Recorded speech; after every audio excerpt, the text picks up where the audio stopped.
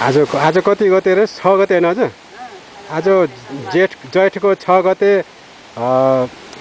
पूर्णी हो भोलि जेठको 7 गते पनि वैशाख पूर्णी भनिन्छ खास त जेठको महिना परेपछि ज्येष्ठी पूर्णी हुनुपर्ने भोलि तर तिथिको हिसाबले चाहिँ वैशाख पूर्णी हो भोलि चाहिँ आज पनि पूर्णी हो आज चाहिँ आमा टोली महावीरको आमा टोली र 1-2 जनाहरू जम्मा 8 जना आउनुभएको थियो एकजना सुखबहादुरको आँखा रोपेर आँखा घोचेर उहाँ घर फर्किनु भयो यहाँ 7 जनाले चाहिँ आज यहाँ पुरा सरसफाइ गर्यो यो के भन्छ यो रिठा भूमे थानको वरिपरि पहिला यहाँ निकै झाडीहरू घाँसहरू पलाएको थियो आज चाहिँ हाम्रो छ्यामाको नाम के रे हजुर के रे केमा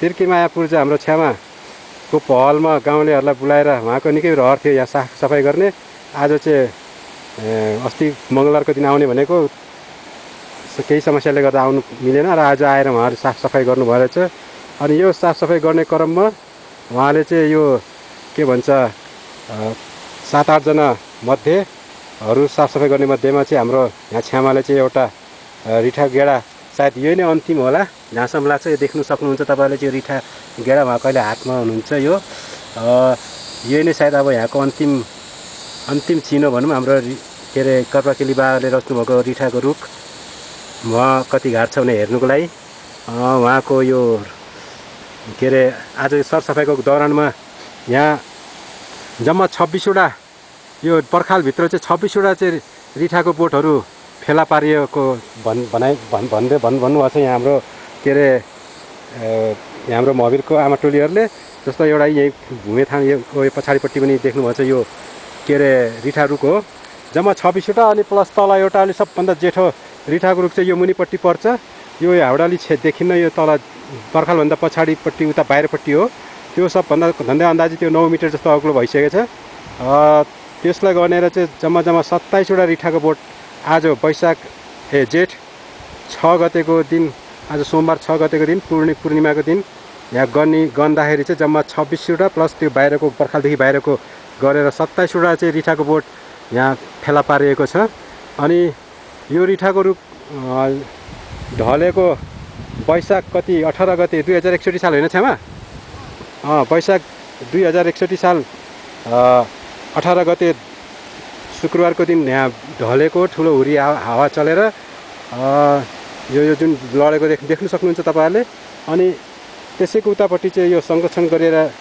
राखिएको छ एउटा सानो जाली तारले तर त्यो मात्र नभएर यहाँ वरिपरि यो पर्खालभित्र चाहिँ 26वटा छ प्लस पर्खालदेखि बाहिरपट्टि एउटा रिठाको रुख गरेर जम्मा 27वटा अनि यो 2061 साल वैशाख 18 गतेको दिन ढलेको रिठाको रुख अनि अहिले चाहिँ 2065 साल जेठ 6 गते भनेपछि 4 वर्ष भइसक्यो 4 वर्षको दौरानमा यहाँ यो अहिले लास्ट मेरो विचारमा जहाँसम्म लाग्छ यो अन्तिम नै होला लास्ट जुन आज सरसफाइको दौरानमा अरू हाम्रो जुन अरूले भेट्नु नसकेको हाम्रो छ्यामा तिर्कीमाया पूर्जा होइन उहाँले चाहिँ भेट्नुभएको या उहाँले हातमा देखाउनु भएको छ यो रिठाको गेडा सायद यो चाहिँ उहाँको विश्वास आस्था भक्ति अनि उहाँ एक प्रकारले के अरे झाँक्रिनी पनि हुनुहुन्छ नि तपाईँ त उहाँ झाँक्री पनि हुनुहुन्छ त्यसले गर्दा सायद उहाँको विश्वास आस्था भक्ति अनि उहाँले उहाँकै पहलमा धन्दै यो सरसफाइ भएको हो त्यसले गर्दा हाम्रो के अरे भूमे देवताले हाम्रो यो कुलदेवताले रच्नुभएको रिठाको के भन्छ यो दाना उहाँलाई यहाँ के अरे भेटाउने जुराइदिनु भएको अनुभव लाग्छ तपाईँले देख्न सक्नुहुन्छ यहाँ वरिपरि सबै सरसफाइ गरिएको छ ठ्याक्क आज म आउने पोखरा आएको दौरानमा चाहिँ उहाँहरूले सफाइ गरिराख्नु भएको अनि मैले यहाँ धालाहरू चढाइराखेको छु आज अनि यो चाहिँ भयो भूमे थानको वरिपरि अब उतापट्टितिर जाउँ अब उता के अरे रिठाको रुखतिर आउनुहोस् न छ्यामा उतापट्टि अनि यहाँ अहिले हाम्रो के अरे तिर्कीमाया पूर्जा हाम्रो छ्यामा उहाँले चाहिँ उहाँको पहलमा चाहिँ जुन यहाँले पहिला पुरा झाडीहरू थियो सायद यो कति वर्ष भयो साफसफाइ नगरेको थियो। आज चाहिँ जेठ 6 गतेको दिन सोमबार यहाँ आमा टोलीहरू महवीरका आमा टोलीहरू आएर अनि 1-2 जना दाजुहरू नै आउनुभयो। उहाँहरूले सरसफाइ गरेर आज यहाँ च्याट्ट परेको छ, हेर्नु तपाईँहरूले देख्न सक्नुहुन्छ। अनि यतापट्टि चाहिँ यो भूमेथान अनि भूमेथानको यो वरिपरिको जग्गाहरू। अनि यहाँ चाहिँ हाम्रो तिर्कीमा छ्यामा हुनुहुन्छ, उहाँलाई केही कुरा सोधौँ। दर्शकहरू, उहाँ के अरे यो रिठाको रुख ढलेको कति 1-1.5 महिनामै मलाई थाहा पाएको थियो कि यो रुख ढलेछ भनेर, तर कति ढल्यो भनेर मलाई यस बारेमा कसैले पनि भन्नु सकेको थिएन। तर अब यहाँ हाम्रो छ्यामाले भनेर मात्रै मलाई चाल पायो। अब छ्यामाकै के अरे मुखबाट सुनौँ न त। हाम्रो यो तपाईँले चाहिँ यो वैशाख 18 गते ढल्यो भनेर कसरी सम्झिनु भयो? खास किन सम्झिनु भएको यो रुख? धेरै समुदाय लाग्यो, रिठा ढल्यो यत्रो प्रत्येकको यो कलिजुगमा पोल्टिनु भयो र मलाई साह्रै मन नरमाएर त्यो याद आइरहेको याद भएको मलाई। अनि त्यो यतिखेर ढल्दा नि कतिखेर बेलुकातिर कि दिउँसोतिर कि बिहानतिर? 11 बजे त 12 बजेको बिचमा, तर आफूले घरि हेरिन त 11 भन्दा पुरो 12 बजेभन्दा उठो त्यो बिचमा ढलेको। दिउँसोतिर ढलेको दिनमा? खास के कस्तो हावा चलेको थियो अरे कि के त्यतिकै ढलेको? अलि पानी आएको ठुलो पानी चाहिँ ठुलो परेन, अलि पऱ्यो त पछिमा त हावा ठुलो हावा आएको। तर पहिला न भोलि हावा नै आउँछ।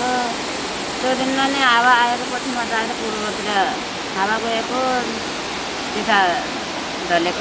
अनि पश्चिम चाहिँ कतापट्टि पर्यो त?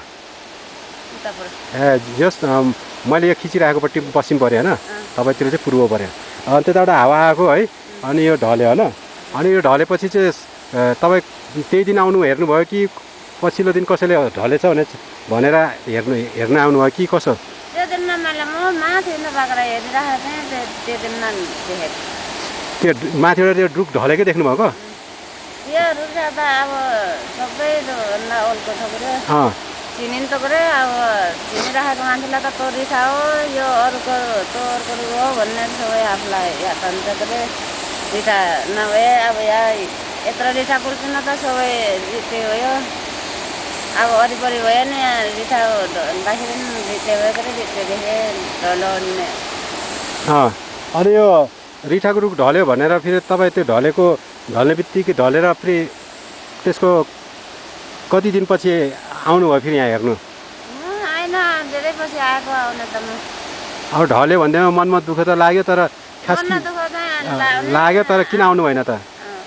खै मनमा त दुःख लाग्ने, त्यति झट्टै आउन नसकिने, किन लागिन पनि। त्यतिकै पछि यहाँ पर्खल लाउँदाखेरि पनि आएको थिएँ।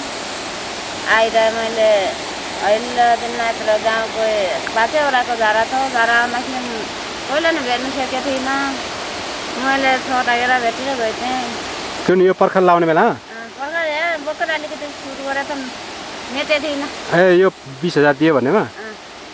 दर्शक महानुभावहरू, यो जुन पर्खाल तपाईँले देख्नुभएको छ, यो हाम्रो यहाँ फुलबारीमा बस्नुहुन्छ उहाँ एकजना पोखरामा।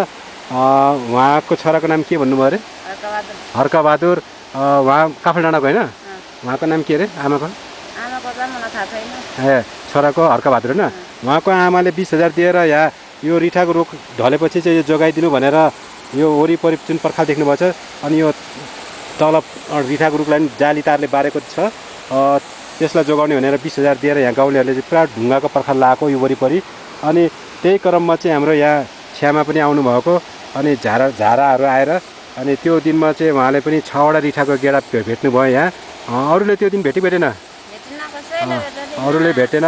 अहिले दिनमा हामीले त्यत्रो जनालाई देखेँ, यहाँ सबै खोर्सिएको त यहाँ जन्म यस्तै यो पात खोर्सिँदै खोज्दै गरेको त। पछि म आएर अर्को दिनमा म आएर यहाँ धुलधार नै गरेँ, मैले धजा नै चढाएँ, धुपबत्ती गरेँ र आएर छटाएर भेटेर गएको थिएँ म।